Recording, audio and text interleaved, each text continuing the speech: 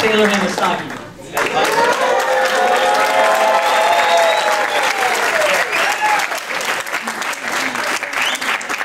Obviously, Taylor was a very key part of our success this year.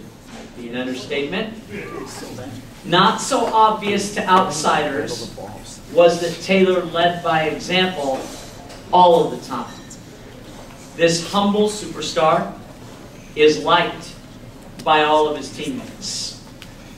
He will be remembered by most for his second quarter against Aliso in the semifinals this year.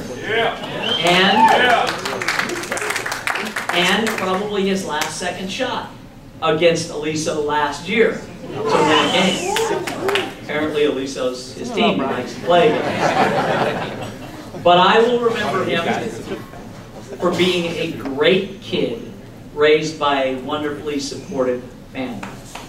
Thanks for making me look like a much, much better coach. Thanks.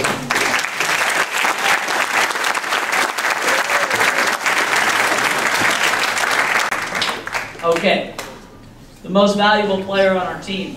This is going to absolutely shock you guys. Again, there were nights that it appeared that he wasn't. There were nights that you'd say, well, so-and-so did a better job, or so-and-so did a better job, and so-and-so did a better job. But that's how you make it to the CI finals. That's how you make it to the state playoffs, is that your MVP doesn't always appear to be your MVP.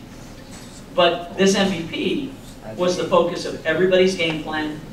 Okay, this MVP was the guy that you knew you could kind of go to and you could watch people fall over, you know, as he made his little moves out there and stuff like that.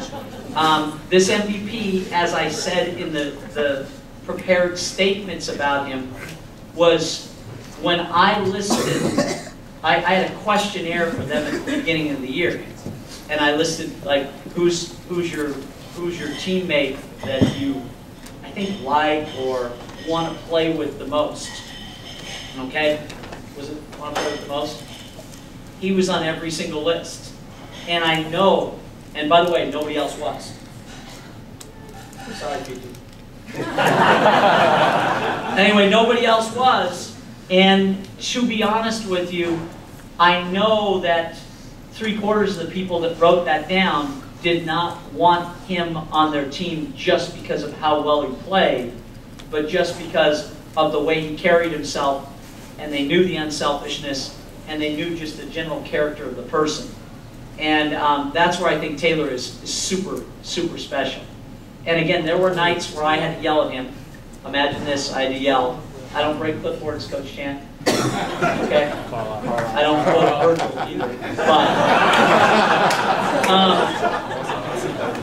I had to yell at him at halftime. Or I had to say to him before the game, hey, big boy, tonight we could kind of use you if you don't mind stepping up.